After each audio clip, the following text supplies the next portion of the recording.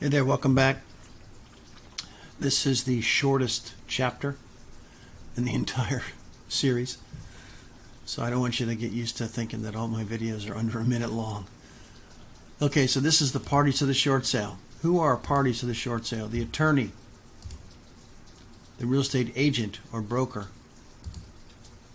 the short sale processor, negotiator, the investor, that's you, the homeowner, and the lender.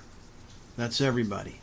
So I'm going to have a separate video on each one of those parties so you could learn to better choose the people on your team and better deal with people that aren't on your team, such as the homeowner and the lender. All right. We're off and running. I'll see you on the next slide.